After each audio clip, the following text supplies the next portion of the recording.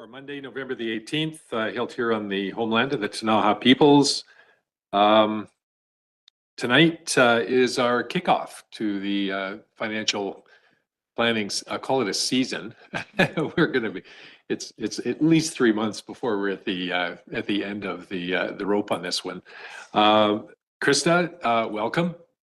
This is Krista's first lead on the financial planning as Chief Financial Officer. Awesome to have you here doing the coverage, Krista. Truth be known, however, all those years that Jim was looking so good up at the podium, it was actually Krista that was doing all the heavy lifting. I don't know about that. That was going to be a lot of Jim's work. So as we go through the presentation tonight, there are kind of with each section, there is direction that that staff are looking for from council. So as we go through the slides, if there are questions or clarifications, bring them up as we're going. Don't hold them to the back. Let's get them on the table right away. Online tonight, Troy is online, and I think that's it. Just Troy online, right? Yeah. Welcome, Troy. And of course, Pam and Nick here live with us tonight. Welcome, guys. Okay, with the call to order, do we have any late items? There's no late items, Mr. Mayor. All right, hearing none, could I have a mover to adopt the agenda? Thank you, Councillor McBain. Councillor Fox seconds. All those in favor? Motion is carried. So because it's a special meeting, we have no minutes to adopt. And we'll roll right into our presentation. Krista, Great. take it away. Thank you, Mr. Mayor. Maurice, can we pull up the presentation?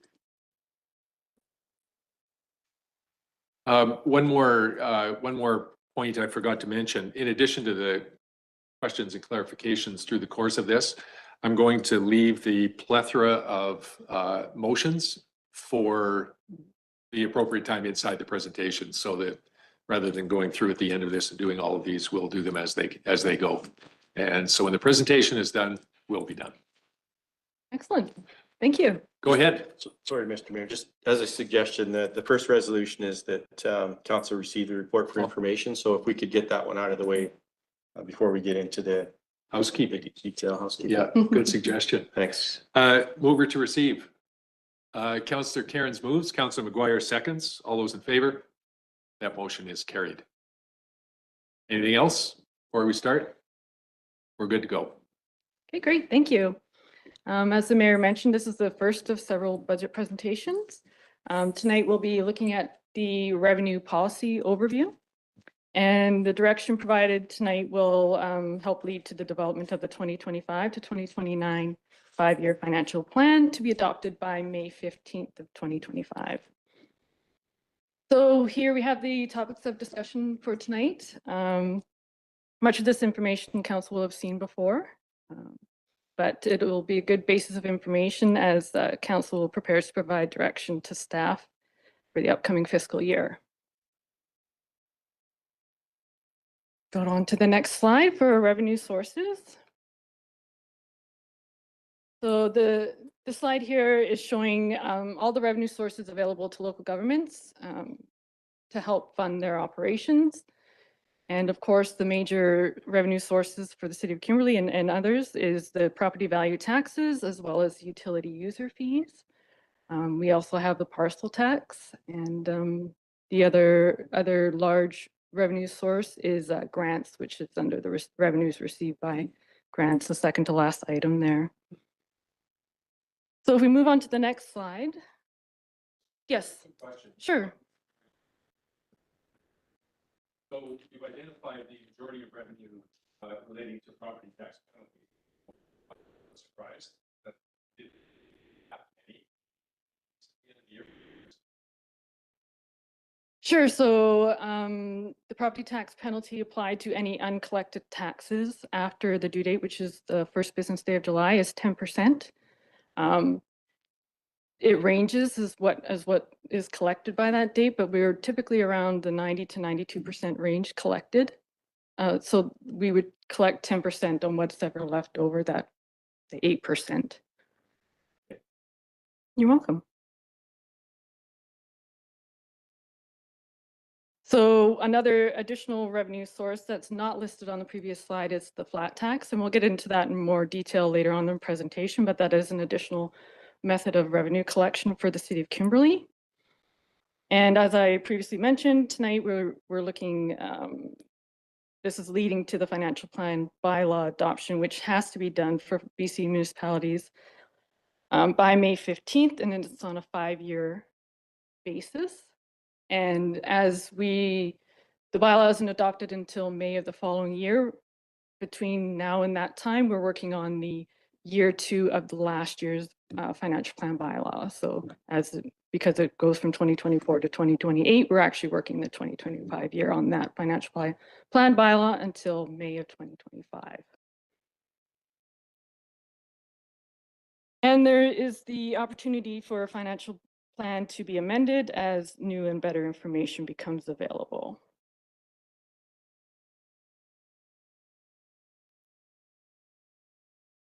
So this slide outlines our revenue sources as budgeted in the 2024 financial plan bylaw. And as discussed previously, the property value tax is 40% of that budgeted revenue. Utility user fees is 18.4. And then the next big, well, the second to largest, but at the bottom of that table, you'll see other sources at 26.6%. And that's primarily due to grants of 7.1 million that was budgeted in 2024. And that's primarily due to the anticipated grant claims for the wastewater treatment plant, as well as the grant for the Communal Gardens rejuvenation and the Marysville Business Park servicing.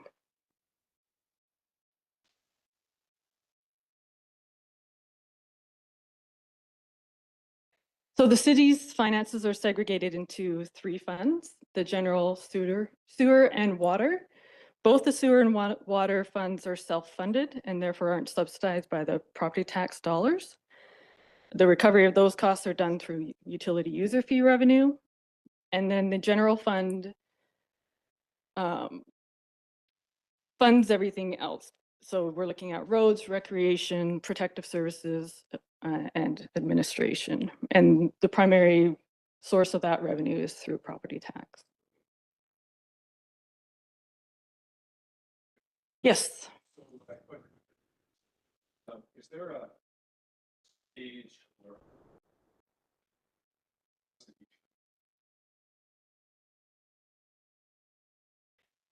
That's dependent on the available funding.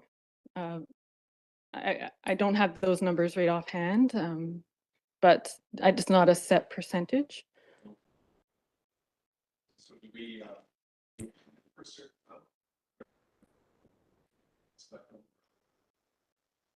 Right, a portion, if there's any surplus, a portion of that goes towards reserves, as well as budgeted amounts as part of the financial plan. There is a budgeted amounts to go to reserves as well. Welcome. So if we move on to the property value tax, which is an assessment-based tax, we'll go on to the next slide there. In the previous financial plan bylaw, the state policy statements were included. And these statements can be amended if council wishes to when the financial plan is brought forward for council closer to May of next year. And you can see those are outlined here on that slide.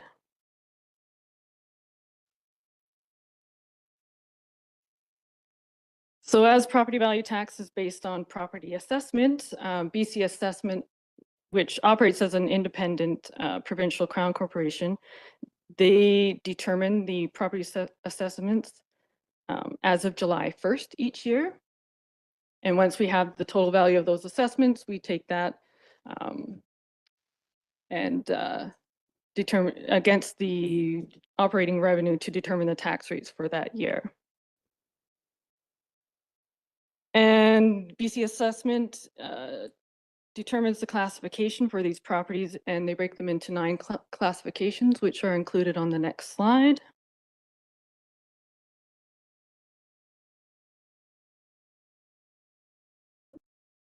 Maurice, if you want to. Oh. Oh. Just for my own personal clarification, the July 1st. We get our bill in May, so is the assessment from last July 1st? That's in May? correct. Okay, Yes. thank you. So these are the 9 classifications of property assessments. As you can see, we've highlighted the 3 types of classifications that are not applicable in the city of Kimberley, which include major industry, managed forest, and farm. And on the next slide, we will detail the proportion of each classification that we do have in the city of Kimberley.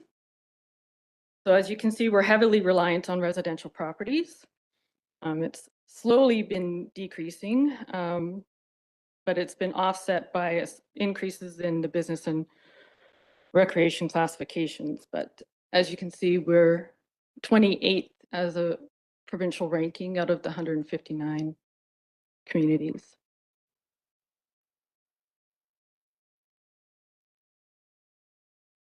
And then on the next slide, we're showing how we compare to neighboring communities.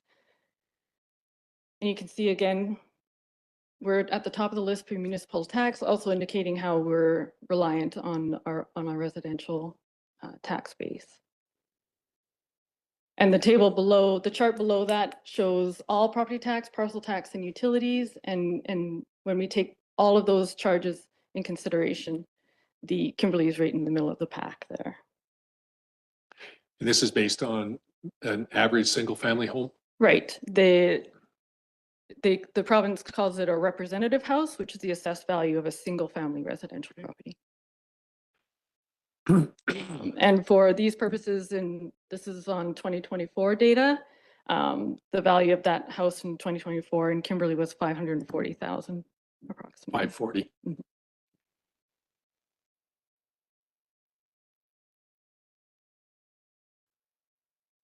So on to municipal tax multiples. The multiple is a factor applied to the residential rate to determine the tax rate for all other classes. Through the use of class multiples, it gives council the opportunity to control the allocation of tax burden across multiple classifications. However, since Kimberley is primarily made up of residential and business class, there's not a whole lot of opportunity to distribute amongst the classes. So on the next table, you'll see how Kimberley's multiples for 2024 landed and where we rank in the province.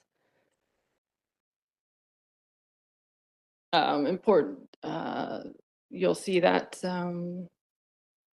with the light industrial, we are lower on the end for the provincial side as far as property tax multiples, which we'll get into on the, and it's important to note as well that the utility multiple is legislated by the province. At the bottom there, we cannot exceed the greater $40 for each $1,000 of assessed value, or 2.5 times the class 6 rate. And in 2024, we're well below that cap.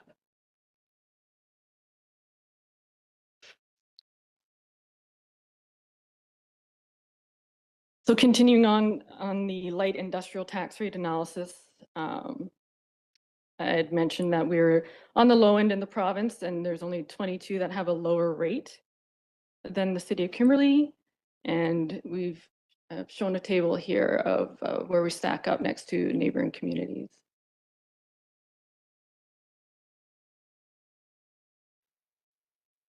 So looking at this slide, it sort of gives an analysis of if changes were made to the light industrial rate, what that would look like. Right now on a $1 million of new assessment, it would bring in $4,712 of new tax. And if we go on the high side of $10 million, then we'd be looking at $47,000 of new tax. However, if we go ahead and if council were to choose to increase that rate, say closer to Cranbrook's level, you can see that at $1 million, that the new tax amount would be closer to $15,000 for $1 million of assessment.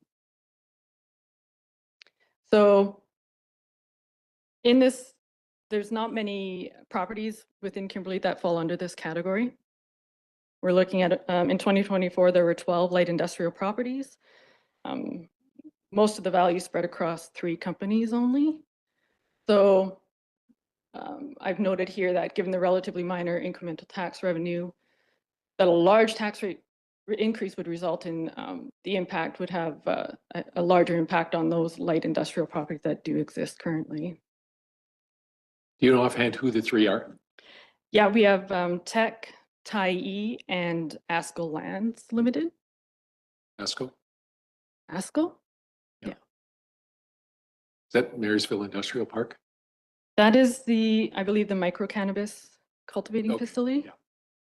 yeah.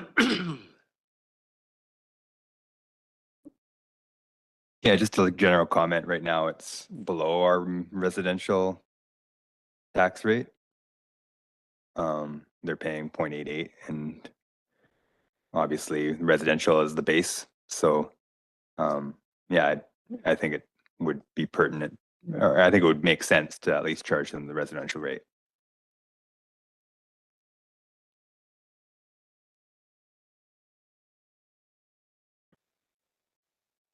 Go ahead, Sue. Thanks. Krista, thanks. I'm just noticing on page 17 that it actually shows, that we're actually 1/50th out of 151 municipalities. That's in reference to the multiple, not the tax rate themselves. Okay, Yes. okay, thank you. You're welcome. Go ahead. Are we holding comments till the end? Like, I misunderstood, so Bring 'em maybe, okay. No, I don't have any. I was just, I thought that's what we were. No, as we go. Okay.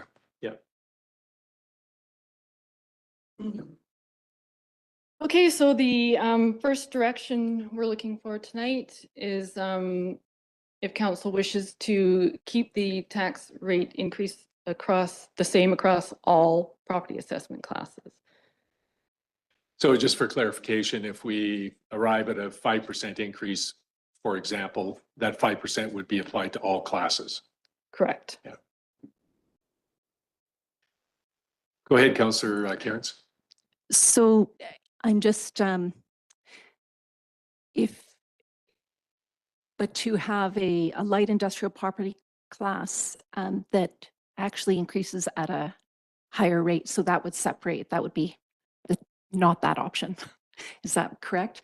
I'm just looking, I'm in support of increasing the light industrial property class by a higher percentage. So I'm just wanting to clarify that I would be voting Yeah, against that's that. not what this is. Okay, This is to apply it evenly across all classes, regardless of what that number is for the class.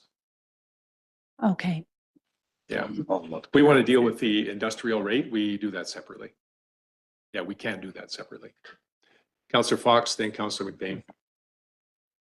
Sorry, I'm new.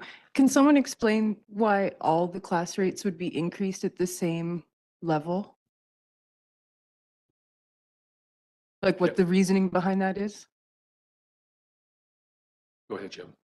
Yeah, and they don't have to be necessary. That's kind of the direction we're looking for from council. But typically what happens is we get the total assessed value of all properties in the city, and then BC Assessment segregates those by property class. So there was a time, for a period of time, that Kimberly, the increase to business class property, for example, was at a lesser amount. So if council comes up with the determination that they want to increase the overall tax collection by 5%, and council wanted a higher number for light industrial as opposed to residential, we could take that 5% increase that council wanted over the entire assessment base and figure out, based on the assessed value in light industrial and residential, we could split that out so that residential would be at 5.5%, light industrial at 4.1%. I don't know if I'm making this more confusing or not. Is that answering Yes your and no. question? Kind of, but then all residential would be 5%. It wouldn't be the ski hills No. and another areas. It's all under one umbrella. Yeah, we have no ability within a class like residential, regardless of where it is in town. We can't take the ski hill, increase it by 5%, and Larch Mountain increase it by 2%. Okay. Type of residential. Or type of residential. If it's going to Okay. be a difference, it's between classes. So between residential, business, light industrial, those increases could be different. Okay. Yeah, part of the problem we have, Councillor Fox, is that we only have two classes that we actually get revenue from, which is the Class 1 residential and the Class 6 business, But then why don't we get more light industrial? because we don't have light industrial businesses. Why don't we attract some? Well, arguably, if you have a lower tax rate, it's one of those attractants, especially in comparison to Cranbrook, which is our closest competitor. That's probably fodder for a different discussion as opposed to what we're Potentially, doing here yeah, tonight, yeah, but fair couldn't enough. agree with you more. Yeah, fair enough. But we only have those two classes that actually appreciably bring any money in for us. A decision was made, gosh, 10 years ago, I guess. Our business class was sitting up at around 2.85, which is the provincial average right now. And a conscious decision was made to try and bring that down. And we did. We actually got it down one year to about 2.3, 2.4 in that area somewhere. And one of the methods we did that was to have an even distribution of tax increase between Class 6 and Class 1. Okay. So prior to that, Class 6 had had a higher increase, which is why it was sitting up at the 2.85 ratio. Okay. So we wanted to bring that down to give the business community a break on, or the business community, the owners of the commercial property, a break on that. So the only point I'm making is that we really only have two classes that we have revenue coming in from. And if we're going to kind of play with tax rates, those are the only two that can make a difference. Okay. Yeah. Councillor McBain. Yeah, just a comment. I think the best way to do it is the way we're doing it too. If we want to change, certain sectors or whatever, we've got the multipliers that we can use. And then the rate increase is just evenly distributed. To me, it makes much more sense and it simplifies the process. So I know I was talking last and I was going to try and clarify that, but I would echo Woody's comment as well on the light industrial. And it kind of ties into what Councillor Fox was saying too. Like, I don't know how long we could have a ridiculously low light industrial tax rate out there without attracting some type of attention. And to me, we've given it ample time to attract that type of attention. And I'm not saying we need to crank the multiple up, a lot, but at least to an equitable rate or an equitable multiplier that the residential is. So just a comment. Yeah. Thanks for those comments. Further? Go ahead, Councillor Cairns. Just along those lines too, I see that being the cheapest for a very long time too isn't necessarily a great attractant, because it can also raise alarm bells around what's wrong and how much is the tax rate going to go up when we do come in. And so just having some clarity and security for potential developers, industry to work with, I think is a value as well. Yep. Thanks for those comments. Councillor McGuire. Yeah, so at least increasing it so that it's equitable with residential, I think makes sense at this time. And then the other comment I have is, moving forward, maybe we consider slowly increasing that and doing some sort of thing. I know we did tax a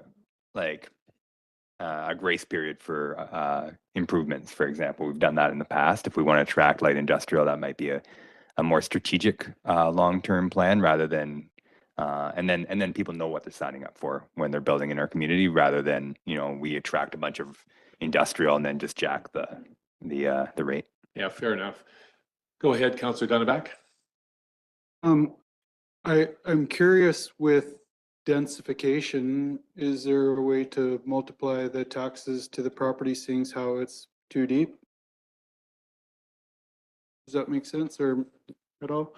It just, I don't know, just a comment, I guess.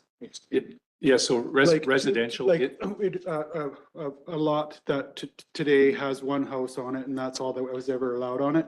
Now there's two facilities there. So there's double the people living in the same place for the same money in taxes which bring more impact to our community, our water, our sewer, our roads, everything. So just a spitball idea. Yeah, thanks for that, Councillor Dunneback. If there's a second dwelling that goes up, the assessment goes up as well. right? In the case where you've got two families living in the same house, there is no difference. But if there's an accessory dwelling or a carriage house and somebody is living there, the taxes, that carriage house is taxed on the value of that carriage house. But also sitting on property, which has a value. So maybe a comment for another time. It's just more of a broadcast than that. Yeah, go ahead, Jeff. Yeah, yeah, and I think that, so if a piece of property is zoned, high density as opposed to, you know, just for a single family residential dwelling, that's something that BC assessment would look at and presumably assign a higher value to that piece of property because it can accommodate, it should have a higher value because it can accommodate more density. So, yeah, yeah, yeah. Yeah, and that's a BC assessment responsibility to do that. And we just apply the tax rates to whatever the value of that property is when it comes in. So I know we've been working on it, but is there actually designated areas then now in Kimberley that are going to start seeing this, or just a question? Yeah, and with all the changes we've been making under the legislation, just to allow for more densification on a property from, you know, single family to four to six units. Those changes are in place in the zoning bylaw, but that's actually a good question. I don't know that how BC assessment would view that. I'm gonna check that out. It's a good point. Thanks, Councillor. Any further? All right, Krista, Okay, great. back to you. Good comments. Thank you. So we're seeking direction from council here on this slide as to whether or not you would like to keep the increase the same across all property classifications, or as for discussion tonight, if you want to increase the light industrial rate. So Councillor McBain, you have a motion? Yeah, I would move to make the glasses on. I would make the motion as it's written here. We have a seconder. Councillor Roberts, thank you. Further discussion, council? Go ahead, Councillor McGuire. On Just so we're clear, if we approve this, then we're not increasing the light industrial rate to uneven with the no, that's residential. not true. No, 'cause we- it's a separate. I mean, maybe it's a question for staff then, or what are we doing Yeah. here? What I understood is that the multipliers were in a different section to discuss. No? Yeah, so if council.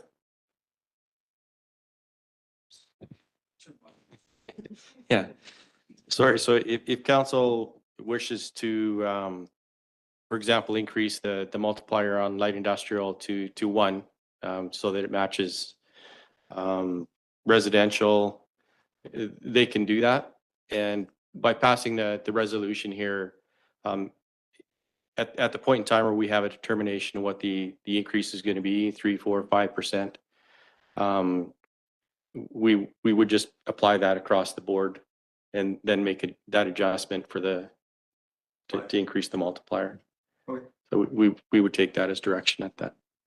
Like kind of like a non-market increase then, like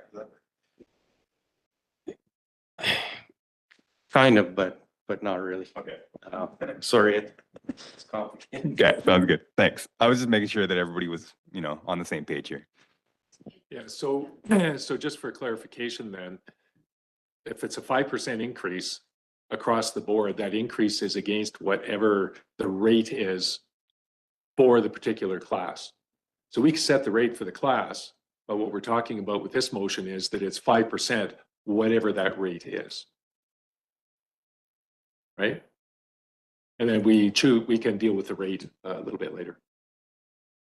Yeah, that was, yeah. Go ahead, Councillor Donovan.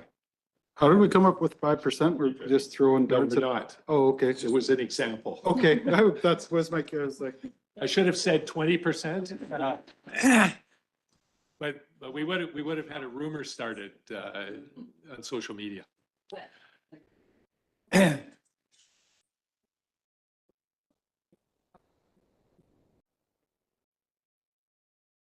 Well, That council direct, I move that council direct that the approved annual percentage adjustment to the municipal property tax collection, if any, be the same across all property assessment classes in each year of the 2025, 2029 5-year financial plan. Councillor Roberts seconded. All right, we'll call the question. All those in favor? Any opposed? Motion is carried. Pardon me. Okay, great, thank you. So now we'll move on to the flat tax. As discussed earlier, I mentioned we'd go into this into greater detail. If you want to go on to the next slide. And the flat tax here in Kimberley is collected on residential properties only. It's based on an old legislation, which was enabled back in and introduced back in 1990. And it was later repealed 2 years later in 1992, but all those. Krista, Oh, hang on one sorry. second. My apologies. Go ahead. Sorry, I thought we were on a good next step there, but I see the next resolution is about the light industrial property class. So are we just deferring that for now, or are we going to actually look at Yeah, doing we'll that leave it adjustment like- right now? Sorry, The previous. Yeah, slide. we'll, It's on the previous slide. it's on this slide. Right, I think we would consider that in addition to the other tax rates as we progress through the budgeting process. If at that stage, if. so it will come back. Okay, It says Yeah. alternative. thank you. You're welcome.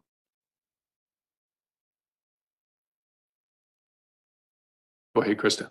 Okay, so back to flat tax. As I had mentioned, it was introduced in 1990. It was repealed in 1992, but those municipalities who did bring it into place during that time are grandfathered. So the city of Kimberley has maintained the utilization of that source of revenue. However, if we were to eliminate it, we wouldn't be able to get it back as that legislation no longer exists. And the rationale behind the flat tax is that every home uses the same basic level of services regardless of its assessed value. And some of the criticisms have been that it's recognized as inherently vertically inequitable. So if we go on to the next slide, it'll demonstrate the other communities who have utilized this flat tax, and there's only 5 of them in the province. And as noted on the slide, with the exception of Kimberley, the other municipalities currently collect a significant portion of their tax revenue from major industry or business class assessments. So you can see on here that Kimberley has 10% of their total tax collection is coming from the flat tax at 1.3 million, 1.369 million. Councillor McBain.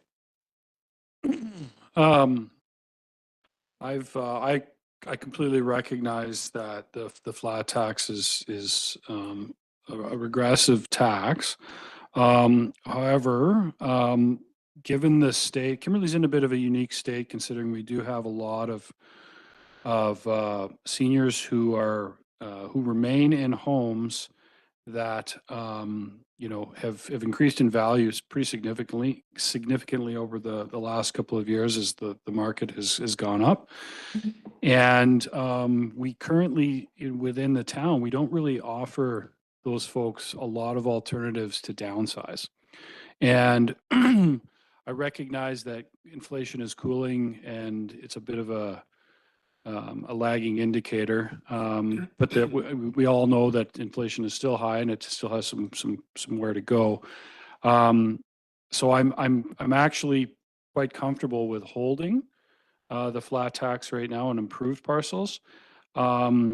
Not as much on vacant parcels. I still see this as we've talked about incentivizing people to try to do things and. Vacant parcels are one of the things that I would like to see. I'd like to see some movement on that if possible. So I'm much more open to changing the flat tax on a vacant parcel than an improved parcel. So that's my 2 cents. Thanks, Councillor. Councillor Fox, go ahead. Sorry, my thing wasn't working. Just a question. This is just related to residential, Correct. the flat tax. It doesn't apply to any other classes? Okay. And when you're saying the vacant parcel, that also just includes residential? So is there a tax on vacant commercial? Yes, but it's based on the assessed value entirely. Whereas the residential vacant property would have a portion of flat tax and then a portion based on assessed value. So we don't collect any additional taxes on like residential property that's sitting?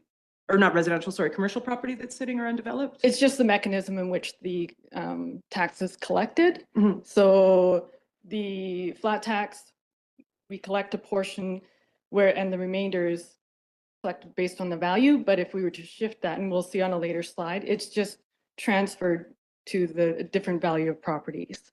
So I guess like It's- sort of my question is that like if we have like a vacant land tax to sort of like incentivize residential development, why on earth don't we have one to incentivize like light industrial development and commercial development and all these things that pay it? And that's a question I don't know. So yeah. Yeah, I can just jump in on that. The reason is that the initial legislation didn't allow for that. It only allowed us to apply that flat tax to residential properties for whatever reason back in the day. But is there an opportunity then for some other kind of improvement tax for the city? Not anything similar to the flat tax. Councillor McGuire. Yeah, the only thing that I can think of is that we can waive taxes on improvements for developing. So that incentivizes people who are sitting on empty lots to build with a tax window of, let's say, 5 years where they don't have to pay for the improvements. So that's the only thing, and from what I understand, that's the only thing that we have in our tool belt to incentivize that. Yeah, and that's expired a couple of years ago. I think it's on the list to review, to bring back again. But it essentially allowed for a tax hiatus for 3 years on commercial and 5 years on light industrial on improvements. So if you built a new building, you still pay your taxes on the land, but the improvements, you'd have a tax hiatus for, again, either 3 or 5 years. I think it was referred to as the investment incentive program. Go ahead, Councillor Cairns. Thanks. So I actually would like to see the continuation of the reduction in the flat tax that was started in 2016, noting that, the value of a home is reflective of the services and the requirements of that home, and that, smaller homes aren't using the same, making the same demands on the systems. And I think it's an unfair tax, and I would like to see the continuation of the $80 reduction per year. So that's what I'd be interested in. I think, can you explain that $80 reduction is also an increase in the variable tax rate? Can you talk to that? Sure, yeah, and if we could go ahead in the slides here, it demonstrates that as well. So this slide here just gives a bit of history again, and aligns that reference to the $80 reduction that was passed back in 2016, as well as the original flat tax imposed. So if we go to the next slide, here's the history of the reductions on improved residential properties as well as the unimproved. In 2023 and 2024, Council directed that the flat tax for both remain unchanged. So for 2023 and 2024, they have been $306 and $386 respectively. And then on the next slide, it just shows how that reflected in total dollars for the flat tax collected back in 2024. And then further to the mayor's comment, the next slide shows how the reductions of the flat tax have impacted residential properties at different values. So you can see about at the $300,000 mark, there's little impact for those changes since 2016, whereas the lower value properties saw a reduction and the higher value properties showing an increase to make up for those reductions in the flat tax. So I think it results in about a 3% increase in the variable tax rate to offset that $80. So going back to a couple of pieces of additional information on kind of the genesis of this.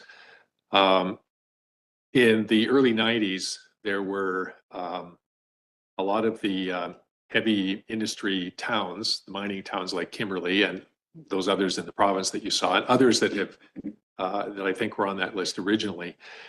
They started to get new construction going on in town, and the cost of that new construction was significantly different than what the values of the existing homes were. I mean, an order of magnitude difference. So you could buy a house for $30,000, but you could build one for $200,000, relatively speaking. And the whole idea behind that flat tax was to smooth that out, to make sure that new construction values didn't get strangled out, to encourage new construction. That was back in the day.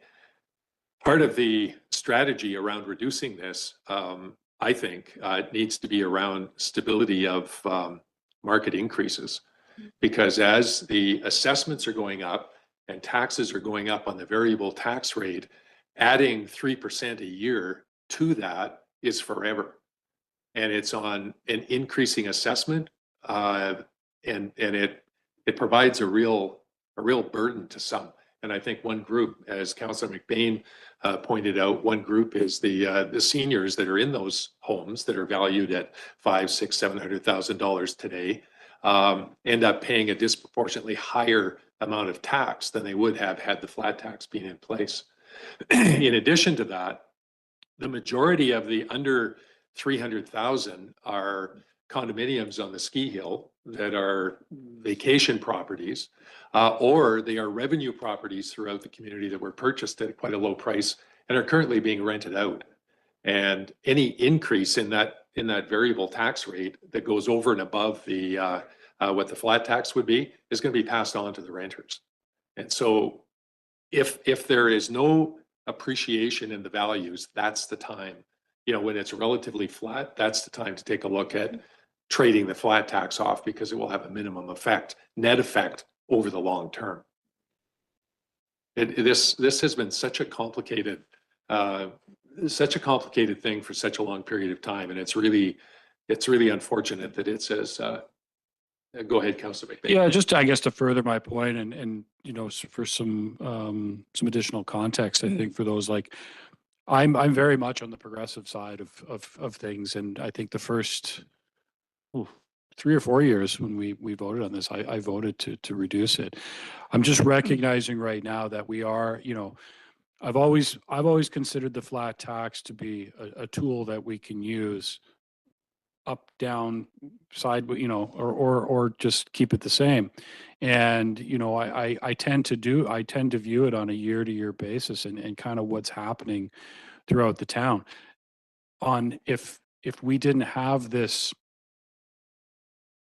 disparity, I guess you could call it, where a lot of folks have been in these homes for 50, 60 years, and really, if we had those alternative places to put them, I would probably be thinking a lot differently right now.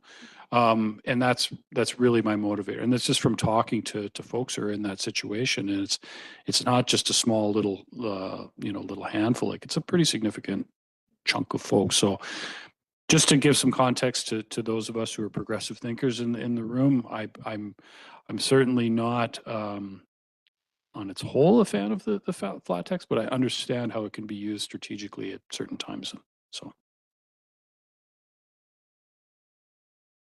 Further, council? Go ahead, Kristen. Okay, I think the next slide here just gives a bit of an analysis of the total flat tax and variable tax collected on the varying assessed value properties, and then what would happen if the flat tax was reduced to zero and the impact it would have on those properties.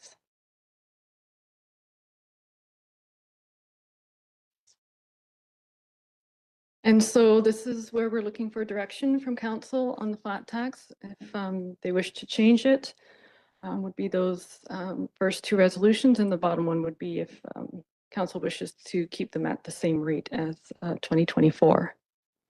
So the first resolution is for improved and the other is for unimproved. Correct. Right. Councillor McBain. Go ahead.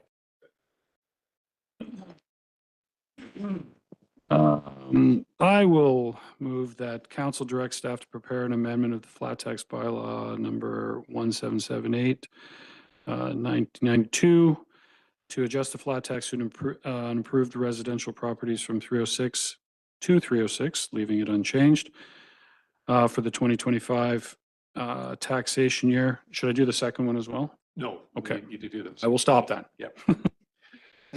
Thank you for the mover. Could I have a seconder? Councillor McGuire, thank you. Any further discussion, council? All those in favor? Any opposed? Motion is carried. You want to move the second one Or too? why not? I'm on a roll. This one might need some discussion, but I move. I'll tell you what, before you do that, let's have a discussion. Sure. It's sitting at 386. You know, what does council wish? My suggestion would be to lower it down to the 306 to make it the same as the improved lots. Councillor McGuire? I'm fine with where it is. Councillor Roberts and then Councillor Fox. I'm fine where it is. I think the idea, once again, was a little bit of an incentive to those people that have a small piece of property to do something with it. We don't have a lot of opportunity to do much of that. I'm okay with Yeah, where it thank you. is. Councillor Fox? What she said? Awesome, thank you. Any further comments, council? Go ahead. I'll move. Okay, I'll move to keep it the same. seconder. Councillor Karen seconds. Any further discussion? All those in favor? Any opposed? Councillor McBain is opposed. That motion is carried. Just as by way of commentary, Bev and I owned an empty lot for actually quite a number of years. When that tax year came around, and I took a look at the taxes we were paying on that, it got my attention. There's no question that it absolutely gets your attention. Okay, go ahead, Krista. Okay, excellent. We'll move on to non-market assessment change. So the assessed values provided annually by BC Assessment is influenced by two factors: market change and non-market change. Market change being the increases and decreases in fair market value as of July 1st of the previous year. This type of change does not result in new tax revenue. So in other words, the percent increase to property's assessed value does not necessarily translate to the same percent increase of the tax levied to that property. So every year, every single year, this creates not so much a controversy, but the questions come about if my assessment went up 10%, that means my taxes are going up 10%. And it does not mean they're going up 10%. Whatever the average assessment for the city is, let's say it's 10% overall across the entire city, that becomes the new zero.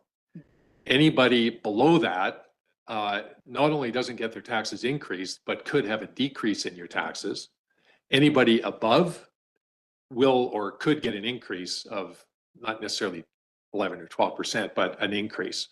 So that 10%, whatever the average assessment is, becomes the new zero for setting the variable tax rate. And it's amazing how every year we go through a kerfuffle on that. So I want to go through that just so for the public record, it's coming. We're going to have to say it probably a half a dozen times, but we'll get it out there. Councillor McGuire. I was just curious if any staff wanted to speak to this, just where they draw the line as far as non-market change for renovation. So is it at the point where you're expanding the square footage of your house, or just how's that made? Again, it's BC assessment that determines that value. So I think they would look at the work being done. They would, if a permit has been pulled for that work, it's a renovation to a bathroom that they make a determination is going to $30,000 renovation is going to increase the value of that home by 30,000. Presumably, they would add that onto the assessed value as non-market change. Further? Yeah, and that was more my question, as non-market change versus as market change, because they specify between whether it's an increase that's a market increase versus a non-market. Is that right? Yeah, they do. They provide us what the non-market change is for the year, and then we take that amount, remove it from the total assessed value, and that's kind of how we make the adjustment to the prior year's tax rate, bring it down to the level where the same amount of tax is being collected, and then we add that non-market change back in. So further to that question, is it basically it would be the value of the permit would be plus or minus where they would end up with the increase in the value or the assessed value where it would come in? Yeah, I'm speculating on that to a certain extent, but I would. It would be close. Yeah, I would think so. So if we have, for example, last year we had 54 million in non-market in the value of our building permits. That 54 million, as those projects come to completion and they are assessed, would then be added at that value onto our tax roll. Yeah, that's correct. And another potentially large contributor to non-market change is subdivisions. So if we've got there's a mother parcel that's 10 acres, it gets subdivided into, 30 by or 60 by 120 lots. The value of those lots is going to be, as a whole, is going to be a lot larger than what the mother parcel was. So that is also deemed non-market change. So it's not just new construction. It's another piece of it. Okay, yeah, great point. And Go ahead, and- Councillor and- Roberts. And then that it's non-market for that year, and once it's completed, it's now established it as market change after that. Okay. The non-market change thing is a really, really big deal because it allows us to do new projects, pay for things without having to go back to our taxpayers and raise taxes. It's brand new money. And so it's really, really important for the community and certainly for us as a council and part of our financial planning to be able to maximize whatever non-market change, which is really investment in the community. Non-market change is another way to say investment in the community. And it's such a big deal for us. At a minimum, it offsets inflation. And one thing we learned through COVID is that every year you have to take a tax increase for inflation. Otherwise, services start going backwards. And non-market change, to the degree that we've been getting these last number of years, is enabling us to cover inflation without having to take any tax increase. It's a really, really big deal. Okay. Go ahead, Kristen. Great. So I think we've covered the non-market change piece. It's caused by those listed there: new construction, boundary expansions, property class changes. So if we look at this slide here, we're looking at what City of Kimberley has recognized as non-market change over the last 5 years. 2024 was a total of 180,000. We include 100,000 as part of our financial plan. And as discussed, this gives the opportunity to fund new operating expenditures without increasing tax collection, increasing reserve contributions, or reducing the tax increase as well. And 131,000 in non-market change related tax revenue is equivalent to a tax collection increase of approximately 1%. On the next slide. Councillor McGuire, Oh, go ahead. sorry. Yeah, just a general comment on this. You know, with our looming wastewater treatment plant, as much of that, you know, as possible, if we can direct some of that towards our reserves, that would be a strong preference for me. Because going back to that chart earlier on, where we're, I think, in the middle of the pack, once we have that parcel tax on, we'll be pretty near the top of the pack as far as the average house and the costs of tax. So it's going to have a major impact, and if the more prepared we are for that, the better. Thank you for those comments. Okay, great. So on the next slide here, these are preliminary figures provided by BC Assessment as to non-market change for Kimberley, and we're at the top there listed for residential properties at 44 million, and showing comparatives to the neighboring communities.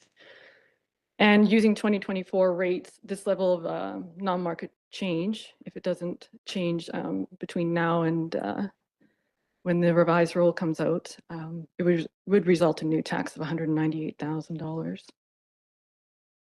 And inflation, as we saw in a different slide, is running at about 2%. So Correct. yep.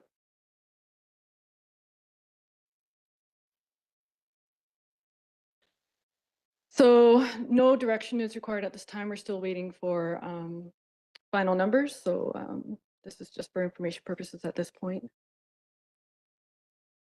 So maybe just to step back to that last slide for a second, I just want to make a couple of comments about the region, because I see we have these conversations around the regional district table quite often, and the building permits for all of the municipalities and the areas in the East Kootenays are part of a report that comes to the board every month. And we have been absolutely hitting it out of the park on new dwellings created.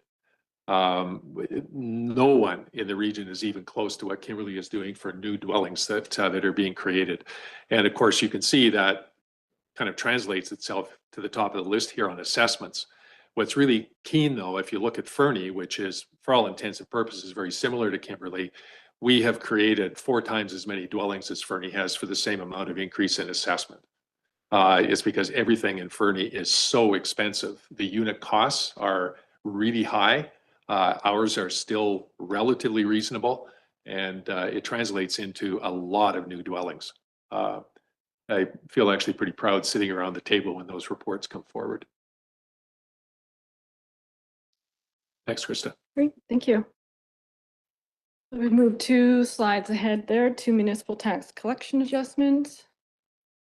So nothing on, this is just for information, the Correct. non-market change? Yes.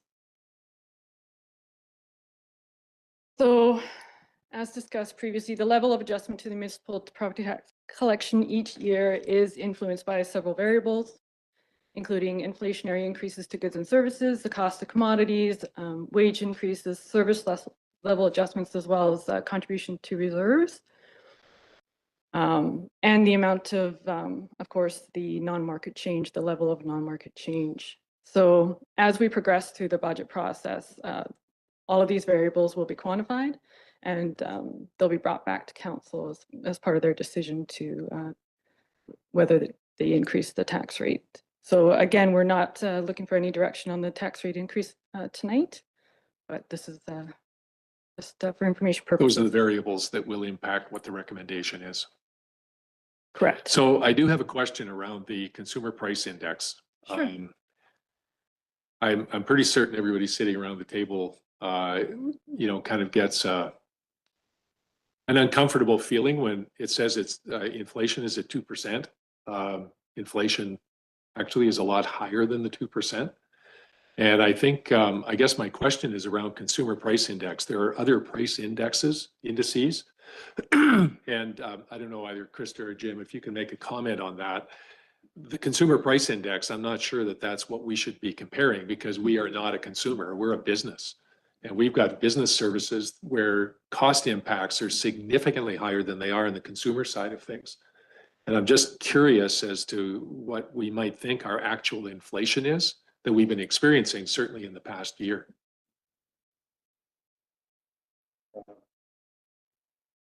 Go ahead, Kevin. Got a question? More of a comment about the inflation, being in small business, every day I'm getting invoices and they're just automatically implying 3 or 4%. And I ask them, why is this happening? And they're like, well, everybody's doing it, so we're doing it. And I've actually dug my heels in and said, I'm not paying it.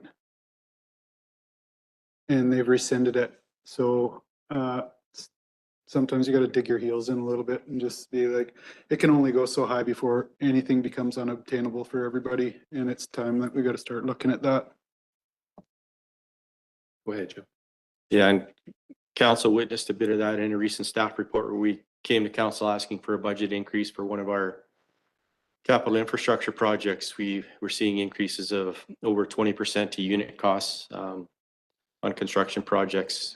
And meanwhile, we've got the CPI of 2%. So I mean, I think that's where the biggest difference lies is in the cost of the construction projects.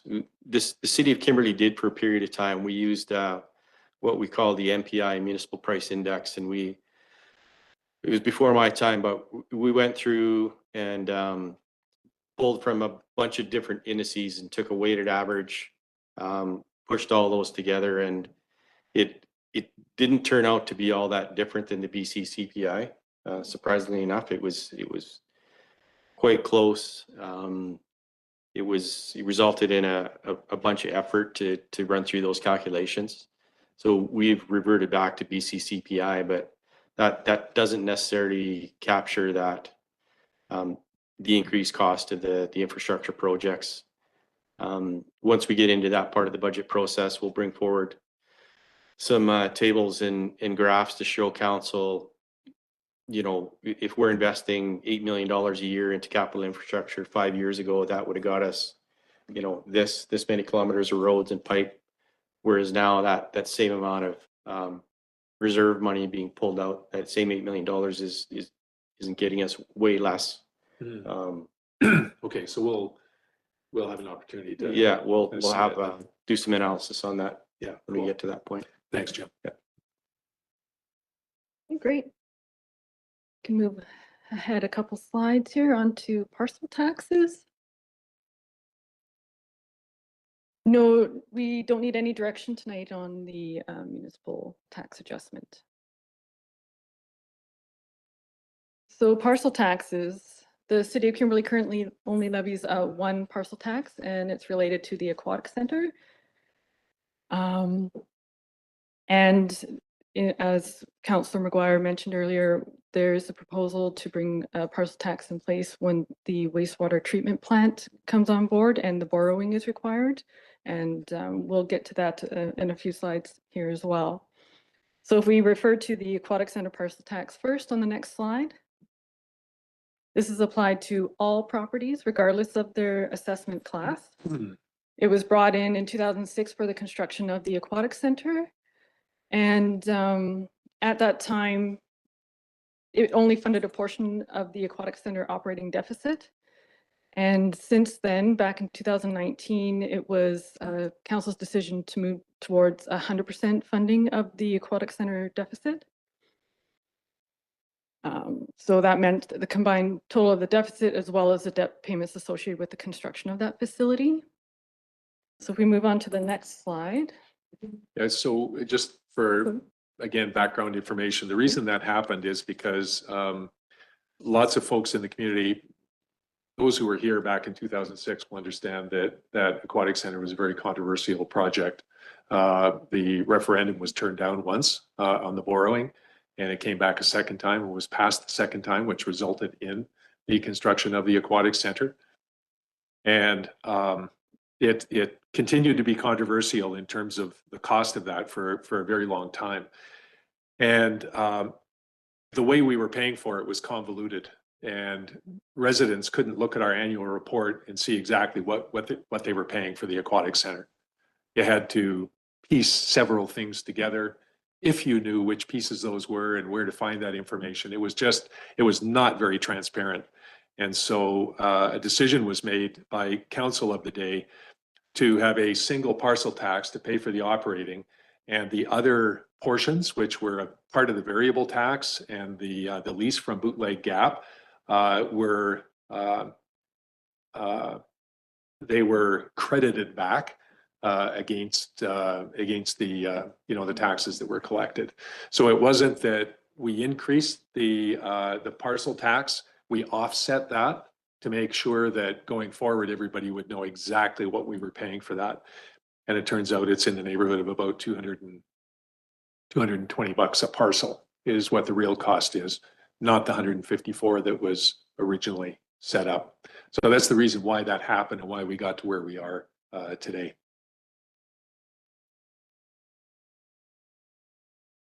Okay, so yep, the slide describes that as well, where that new funding model back in 2018 went, or 2019 went from $154 to $198.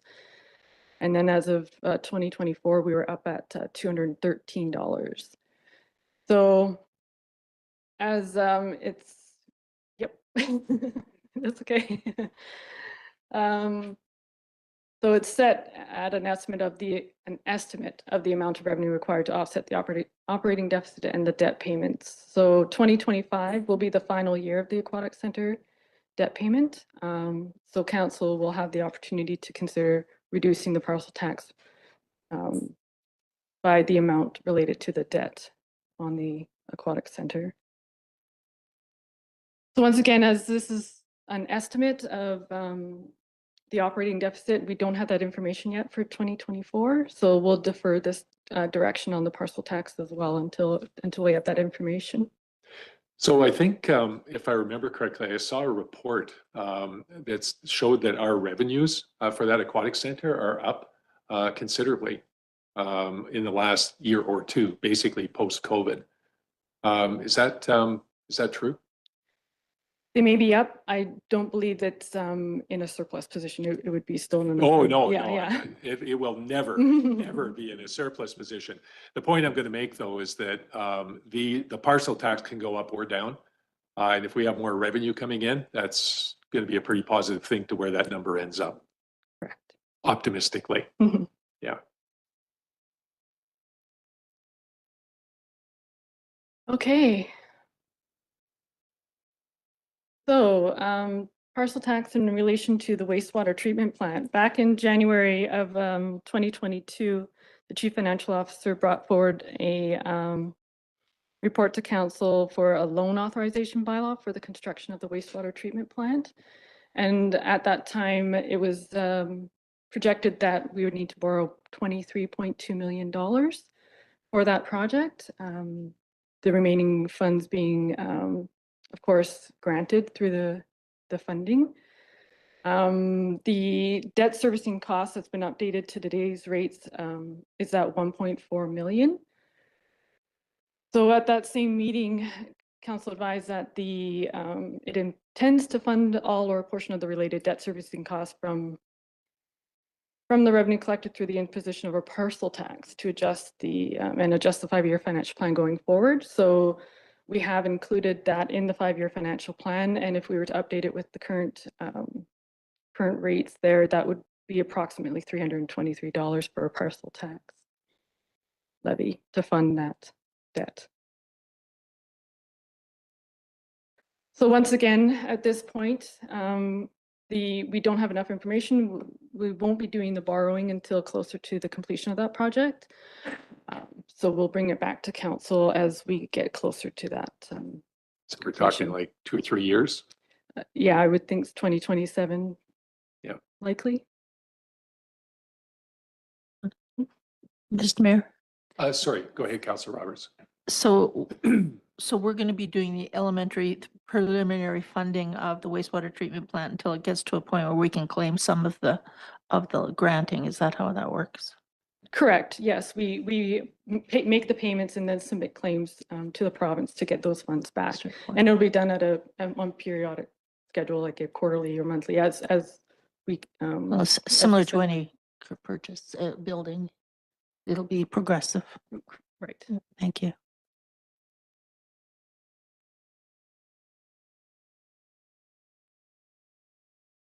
Okay, so yeah, no direction is requested tonight on the wastewater treatment plant parcel tax. Okay, on to utility user fees, water and sewer. So in the previous financial plan bylaw, there is this policy statement that the city will promote funding of services on a user pay basis when feasible, and we will review the fees from time to time to ensure a reasonable recovery rate in relation to the demand for the service. So that's what we're doing tonight. We're reviewing the services to adjust the rate if needed. So if we look at the next slide here, we have a comparison for neighboring communities as far as what we charge for utility fees. And it's difficult to compare as each community has their unique systems and may not provide all the same services, but this gives a general idea. Just for example, Kimberley has recently implemented recycling and organics that might not be necessarily provided by other communities.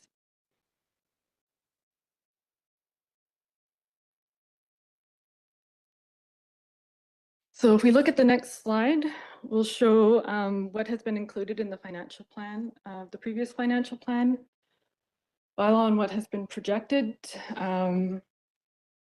As I explained before, that the water and sewer funds are self-funding.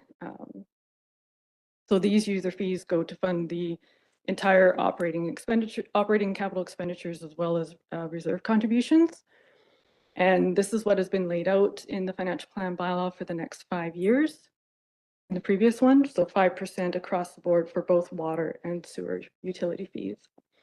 Councilor McBain and Councilor Fox. Yeah, just a general comment. I know it may seem like a lot to folks, you know, when you have like a kind of a steady 5% increase being imposed, but I think it doesn't take a whole heck of a lot to look at where we are now and some of the deficit that we're trying to make up from years of either reliance on one major industry or not appropriately planning for future capital projects.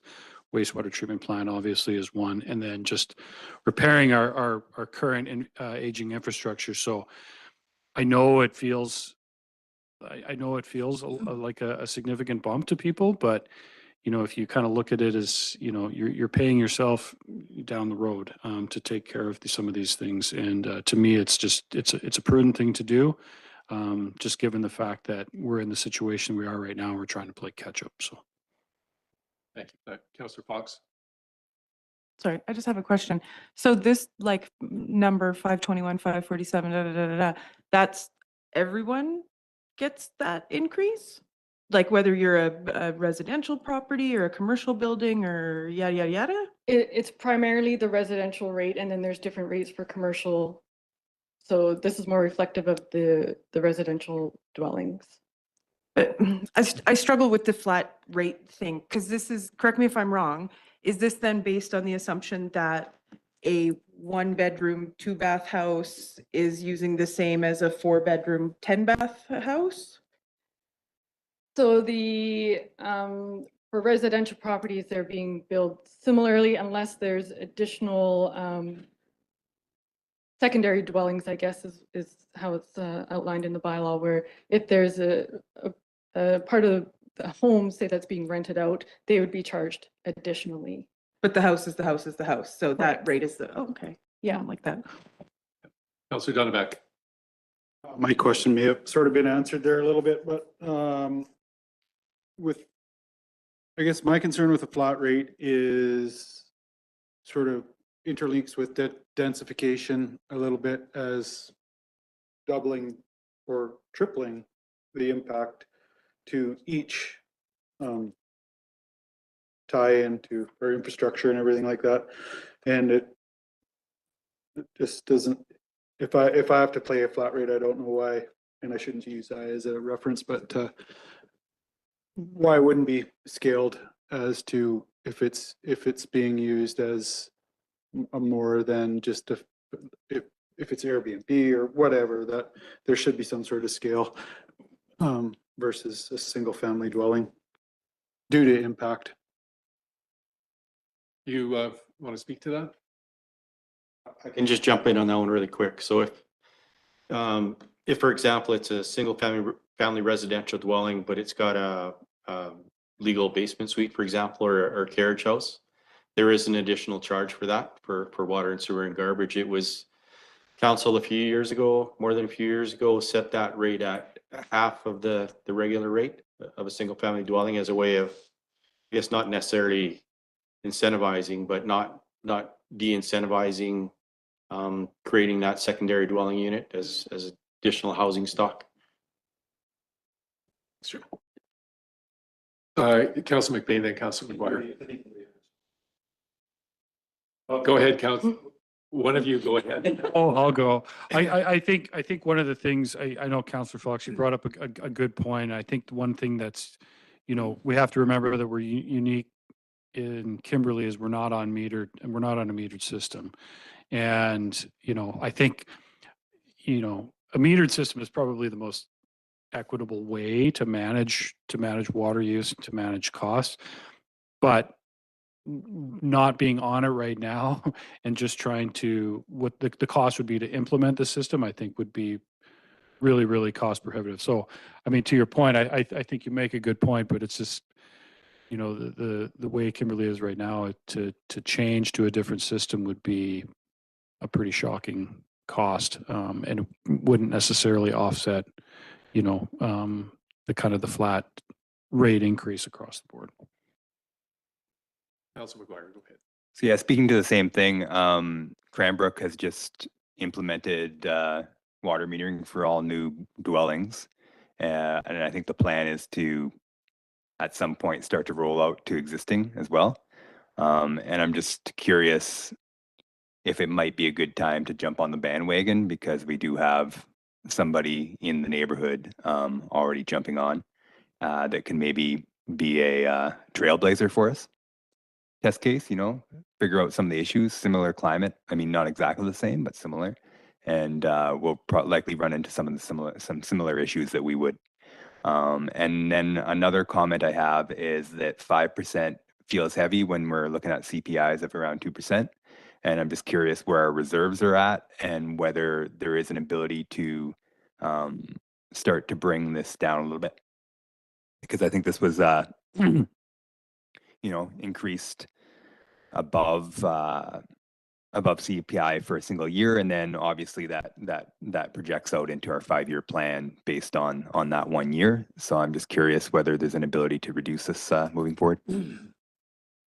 Yeah, and we'll go into more details of what made up that increase. And I'll just, before we move on, just make a note that while this has been laid out for the next 5 years, we're reviewing it annually as for council to decide if, based on the conditions of the day, whether this increases. So it will be good to get into talk about the reserves. Again, by way of some background, councils of the day across several councils chose not to have any water increase at all for 11 years. And what that did was cause a huge hole on the reserve side of things. And so part of what we're, obviously, when it comes to the sewer side of things, the new sewer plant is definitely a factor. But I think, and in fairness to those councils, they thought they were doing taxpayers a favor, by not taking the increase. But it was actually quite the opposite. And we are having to deal with that as we're looking to shore up kind of reserves inside both of the water and sewer funds. Go ahead, Councillor Fox. Want to confirm, so we don't measure water usage, sewer usage at all? Am I right on that? There's no, I can run the tap for, take a 5-hour long hot shower and nobody knows anything that I ever did it? That's the fact. Okay. Yeah. Out of curiosity, have we ever like looked into what it would, like something along the lines of what Cranbrook's doing? Have we looked into what the cost of that would be? Yep, we have a number of years ago. I don't know if those, Have we Yeah. done it in contemporary We time? did some preliminary analysis in the not too distant future. I don't know if Nick's got some numbers. It seems to me that implementation was north of a million, 1.2, 1.4, something like that, Nick? Right. I don't have the numbers on top of my head, but it is in our water conservation plan. And it's one of the measures that we've looked at of implementation of meters for residential and commercial properties. It is in the millions of dollars to implement this. I don't know the exact numbers, but it, like Councillor McBain mentioned, it's a significant investment. And I just wanted to comment on your question about metering. So yes, we don't have metering per individual lot and per individual service, but we do have metering happening in our different pressure zones and kind of different areas throughout town. So we do have total consumption use, and then in each of our different pressure zones, we have metering happening at those, but it's not down to the individual service. We have 2 commercial users that are metered and bulk watered, right? Yeah. Councillor Cairns, go ahead. Thanks. So I'm just wondering about for new building and just being hookup ready, that kind of idea, and whether we know of kind of municipalities that are doing that, where they're not necessarily installing water meters, but they are building so that they're ready to go if they do decide to connect down the road. Yeah, thanks, Councillor Cairns. That is something definitely that we can implement. We are looking at our 2020 bylaw and something that we're considering of making that a mandatory for new builds and stuff like that. Obviously, I don't know that we'd be able to charge a metered rate to those properties until we kind of have a full scale plan in place. But yeah, that's something that we can definitely look at as implementing as a requirement going forward. We still have certain properties in town as well that due to shallow water pipes actually run the water all winter. Trickle. Doesn't have to be at full speed, but it trickles so that the pipes don't freeze. So we've got infrastructure issues that also have an impact on kind of how this would all play out.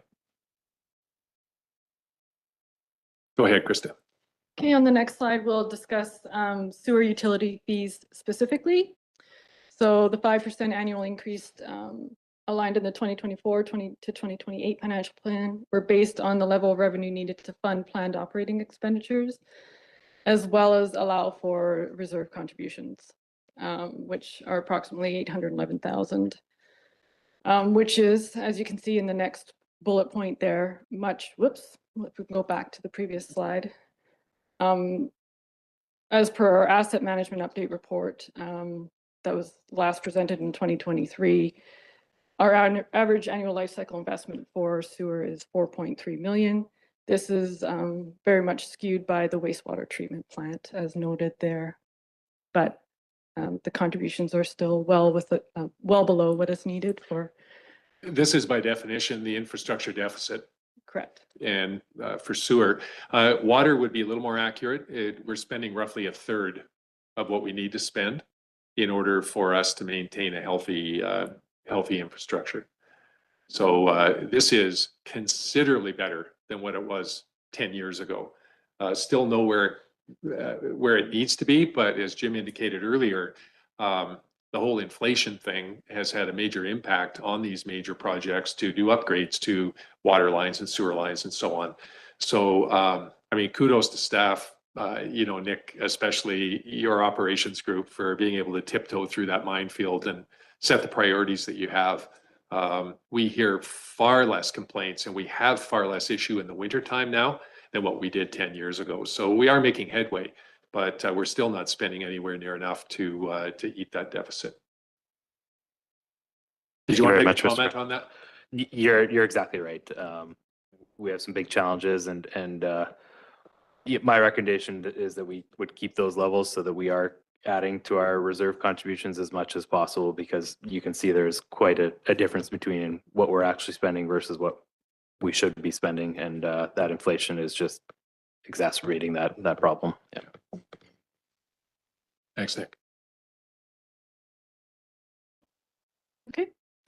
On the next slide here, we'll see the representation of the 5% increase for the next 5 years. But for 2025, staff is recommending that we maintain that 5% increase, which is listed below at, for the annual increase, it would be $23.05 if council approves to do the 5% increase. And how that plays out in our bill, we bill quarterly, and so that would be $5.76 per quarter, that increase, or $1.92 a month.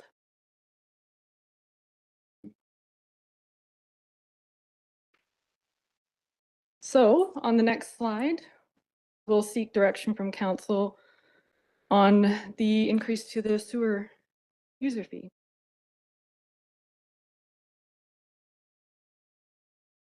Councillor Roberts, go ahead. The council, Sarah, staff to prepare for council's consideration at a future meeting, an amendment to City of Kimberley sewer rates and regulation bylaw 1452 that increases each rate detailed in the bylaw by 5% effective January 1st. Seconder, Councillor McBain, thank you. Further discussion, council? Call the question. All those in favor? Any opposed? Motion is carried. Okay, thank you.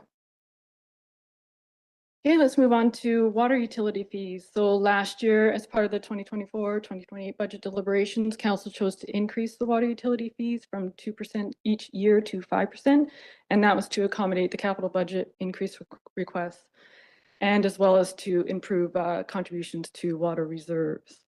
And so, as you can see below, the 5% annual increases did up our contributions to approximately $1.3 million to reserves, and that was up from the previous year about $400,000. So that increase does help to boost those reserves.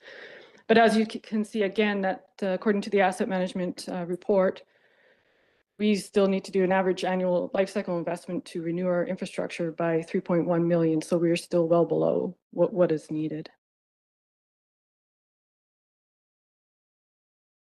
On the next slide, once again, we're asking that council maintain that 5% included in the financial plan bylaw, that increase, and that's outlined in the table below.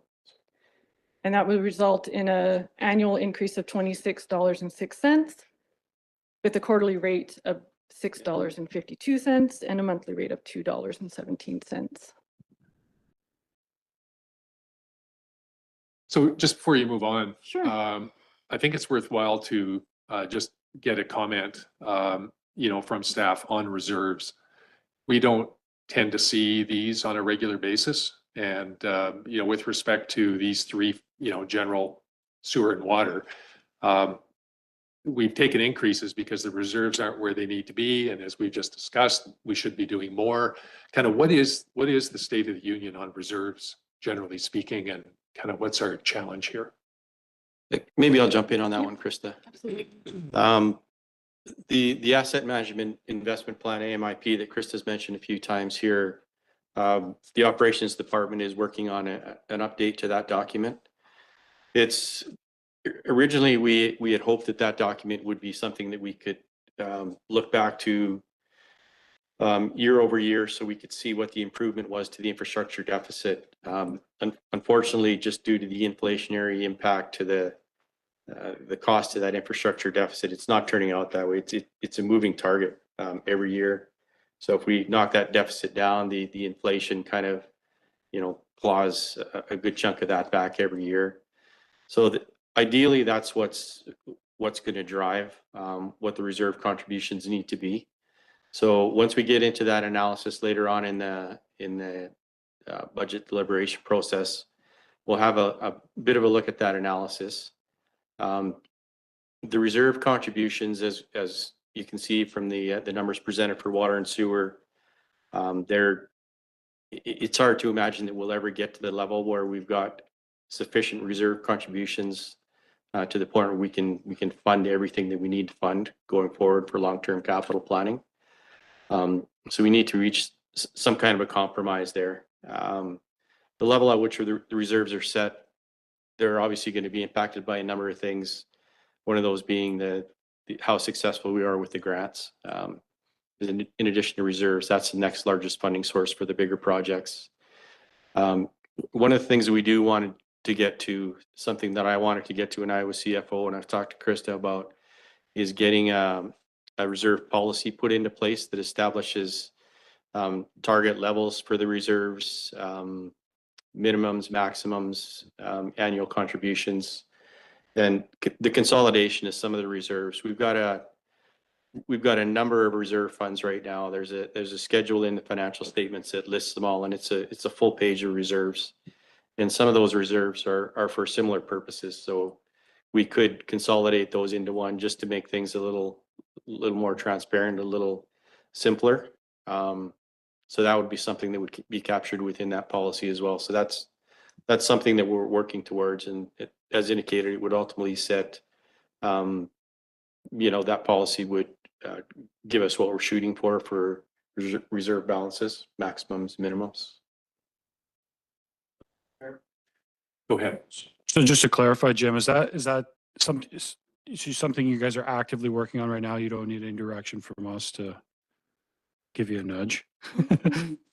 Yeah, no, it's something that we're working on, and we'll be revisiting that with council on a very regular basis here going forward. Yeah. Thank you, Jim. Go ahead, Krista. Okay. So in addition to the flat rate for water rates, we also have in the water rates bylaw, we have a bulk water rate. So if we can move on to the next slide. The rate for 2024 was set at $2.88 per 1,000 gallons. The primary users of the bulk water that is metered is Trickle Creek, the Ski Hill, and on some occasions Tech. Back in 2018, it was highlighted that this rate hadn't been increased for quite some time. And since then, there have been adjustments to this rate, which is detailed on the next slide. And this is metered, just to be clear, right? Yes. So these are the adjustments since then, since that 2018 of adjusting the rate from the $1.18 to 2024 to the $2.88. And I believe Councillor McBain has a question. Councillor McBain. No, I don't have a question, but I think it's really important to point out that the calculations done in I think it's 2017 to get to par. The value was $4.07 per 1,000, and that was done in 2017. So presumably that number is significantly higher now, correct? Yeah. Yeah, that's something Krista and I had spoken about as well. We were hoping to have a recalculation of that figure to be presented to council tonight. We did find a copy of that consultant's report, so we're going to kind of disseminate how they came up with that number and recalculate it going forward, just to kind of prove that out, get it current. That's it. Thanks, Councillor McBain. Okay, and I just gave a bit of an analysis here that if we continue to do increases and if we did it at 10%, we would be at that $4.07 level by 2028, and a 20% increase would achieve it by 2026. So that's further described in the table on the next slide.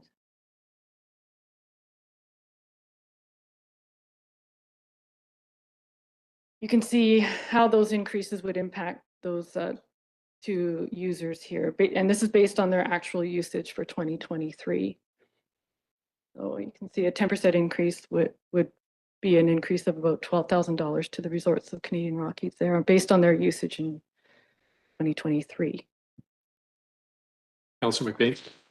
So further to my point, comparing that 407 per 1,000, if we were to use that 2017 figure, even at a 20% increase, they're at about, just off the top of my head, about a 20 to 25% discount rate compared to what residential would pay.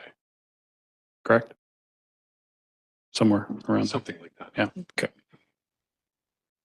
This bulk rate was caught up in the non-increase for all those years. And I think the general feeling on council, as you can see, it's been a lot of years since that rate has been going up, that the 10% a year from an overall increase is significant from a business point of view. You know, I think what council said wanted to do is to balance moving it up with the responsibility we had for getting behind in the first place, and knowing full well that these increases in costs are going to be passed on to the user groups. We had taken a fairly conservative approach to you know, to increasing. Last thing. So yeah, I don't necessarily, I would like to go more, but there's something that you just touched on there is something that we've talked about before. I recognize that, you know, recreation, especially in Kimberley, is very important to a lot of people, to young families. And you're absolutely right. Any cost that we incur on RCR is presumably going to get passed on to, you know, ticket holders, to season pass holders, all of that type of stuff. And, you know, if we just kind of do the math quickly in our head, if we're setting the rate at about 5% on the residential increases, even though we're ahead right now, we will catch up. It just might take longer than, admittedly, that I would like, but I recognize that there's a balance there too. So I'm comfortable with the 10, even though I would like to go higher. I think it's important that we take those external factors as well. Yeah. Councillor Fox. So to confirm, they don't pay the same rate as a residential user, No, is what it basically it's washes out one to. rate. So I get the logic of not wanting to pass it on to the users, but essentially what we have is we have everyone in town subsidizing them. That's the offset of it. And I don't go skiing, no disrespect to, I mean, I go running up there and stuff, but like, I have a problem with subsidizing billionaires. I really do. So that's where I stand on that. Councillor McBain. If I might add, I totally get what you're going at, but a lot of people in town don't swim either, and we do have a pool that we essentially subsidize for the rest of the people. So I would say point taken, and in principle, I think I agree with you. It's just we do have to strike a balance, recognizing that we're a resort town. Further? I also think there's a big difference between the aquatic center, which is something that technically the city could profit off of, and the RCR and Tech, who that doesn't profit the city, that profits RCR and Tech. So, yeah.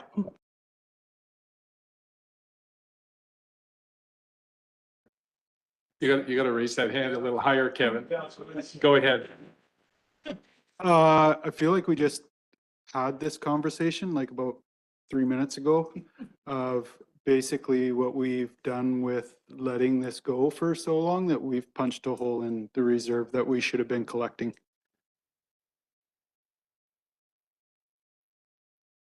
Councillor McGuire, go ahead. Yeah, I'm curious, you know, I mean, first of all, just on the bulk water rate, whether we could get into cubic meters instead of gallons moving forward, just so that we're working in units that are relevant to Canada.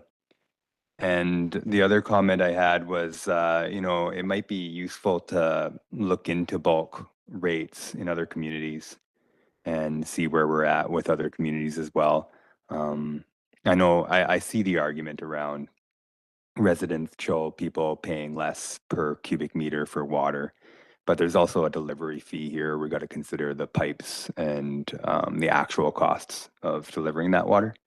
And maybe the original report took that into consideration. I don't know. But I just wouldn't mind some staff scrutiny around this, and maybe some sort of report that's a little bit more in depth than this at some point. yeah, that's it for now. Thanks for that, Councillor McGuire. Go ahead, Councillor Roberts. Well, since this has been identified to us way back in 2018, we've kind of plugged along at it 10%, 20%, 10%, 15%. Bottom line is we could probably do this at 10% into perpetuity because everything is going to just change and change. And I'd really like to get on board with it. If we have a choice of getting it solved by 2028 or 2026, I'd like to pick 2026. But maybe we have to pick 2027 and do 15%. But sooner or later, we have to come to the place where this is fair for everybody.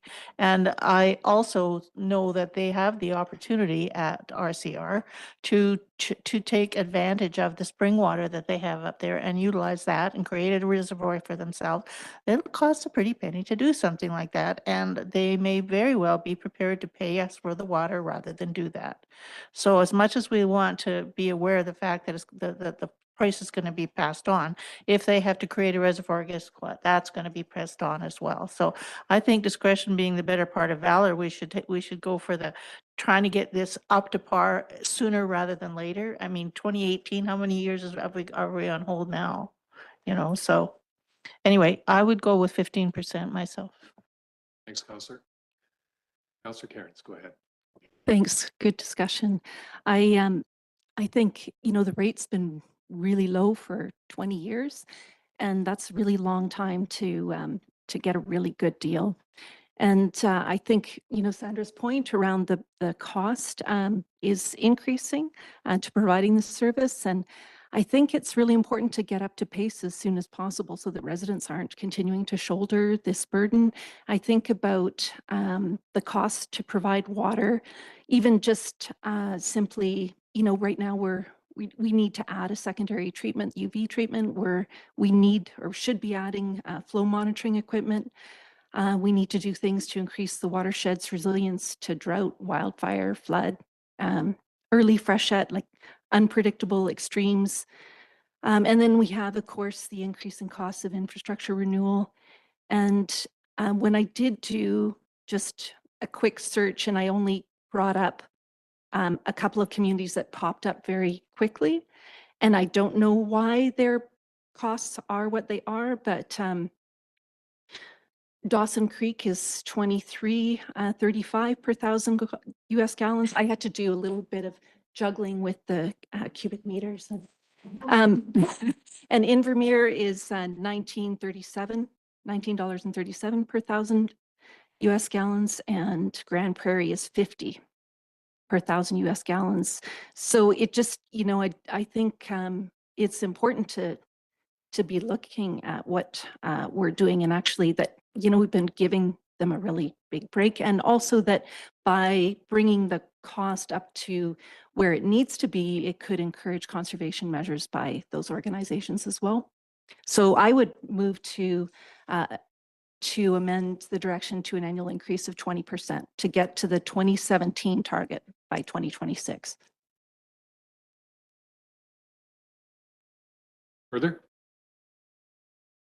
Is that a motion on the floor? Do we have a seconder? Councillor Fox seconds. Further discussion? Yeah. Was that discussion? No,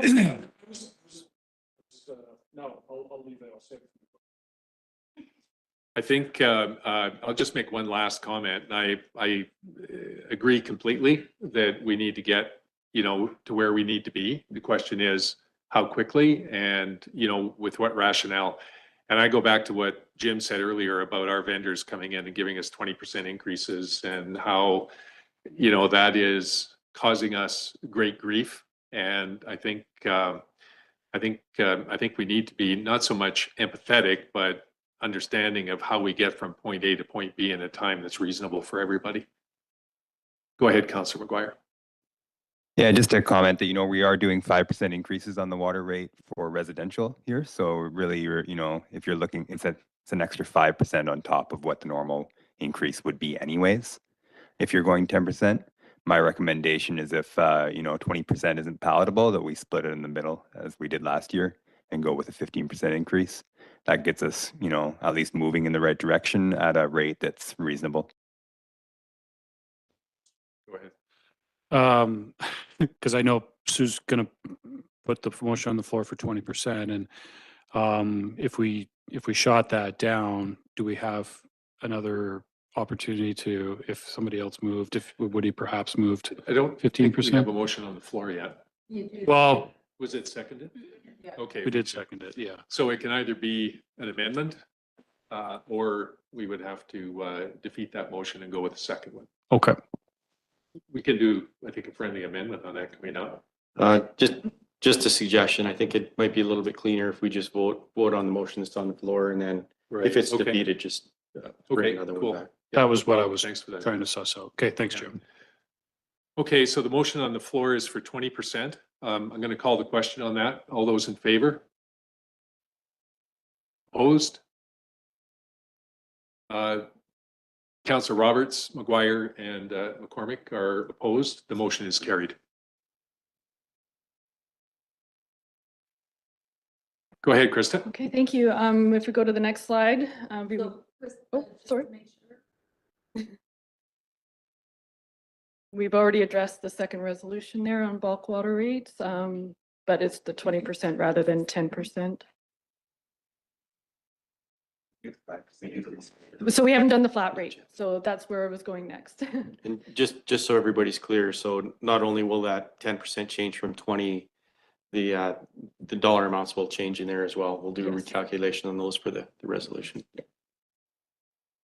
Could I Awesome. second Woody's comment of changing those to metric units, please, too? Just for everybody's information, the bylaw is in cubic meters. The only reason we're using that gallons is because that's what was used in the consultant's report, but yeah, we can update that going forward.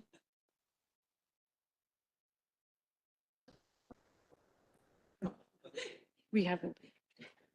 So let's go back to the flat water rate, which is at the top of the screen, and we had recommended that they stay at the 5% increase as outlined in the 5-year financial plan. Okay, can we have a mover for that? Councillor McBain moves, and seconder, Councillor Cairns. Further discussion? All those in favor? Any opposed? Motion is carried. Great, thank you. Thanks, Krista.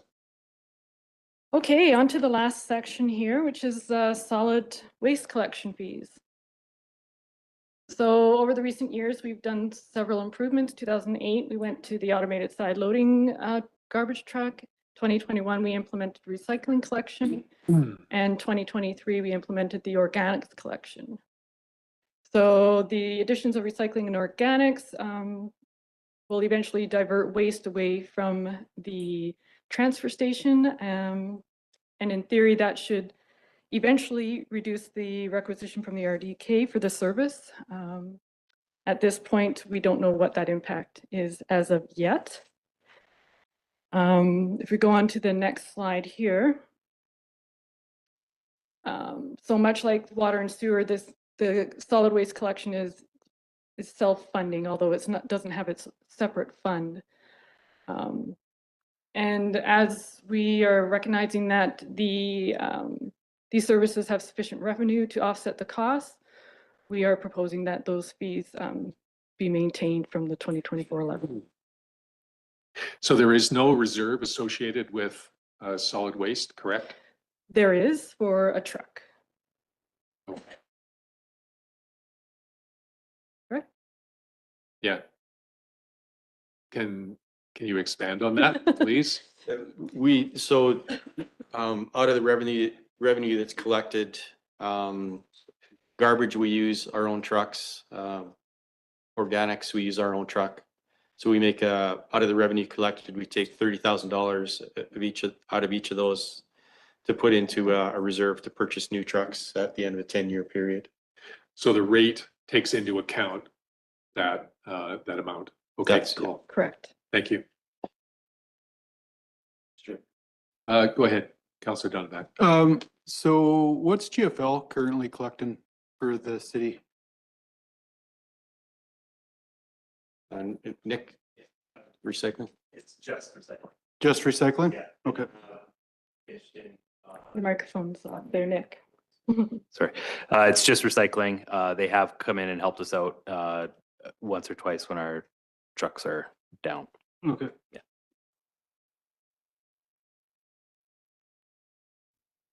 Okay, on the next slide, we're just giving a little bit of more context that the decrease last year that was done for a recycling collection fee brought us in line with expenditures, and therefore no changes are recommended for 2025. And as the organic service is still new, we're not necessarily sure if this will be typical activity going forward. So we're recommending that those change also, that service fee also be left unchanged for another year, and we'll consider potential adjustment for the next financial plan. So on the next slide, we're seeking direction from council to, and we have resolutions proposed for leaving all those fees for those For services each of the unchanged. three, one resolution for each of the three. Correct. All right, we'll start with garbage collection. I have a mover, please. Councillor Roberts moves, Councillor Karen seconds. Further discussion? All those in favor? Motion is carried. Next motion is for recycling collection. Mover, please. Councillor Fox moves, Councillor McBain seconds. All those in favor? Motion is carried. Finally, for organics, Councillor McBain moves, Councillor Roberts seconds. Any further discussion? All those in favor? That motion is carried. Great. Thank you. So Bang, bang, this last slide just outlines the schedule going forward. We'll bring those amendments to the sewer rates and water rate bylaws for council's consideration at the November 25th regular meeting, as well as an amendment to the previous year's financial plan bylaw. And then we'll bring those for adoption at the December 9th meeting. And in between there, we'll have the capital non-capital project plan on December 2nd. So this feels like we're ahead of where we were last year. We're right on schedule for same Yeah. as last year. Okay, awesome. Thank you. Okay, any further questions or comments, council? Thank you. Thank you, Krista. Great job. And we're off to a great start. Yes, we are. Thank you very much. Thank you. Move into in camera. Councillor McBain moves. Councillor McGuire seconds. All those in favor? Motion is carried.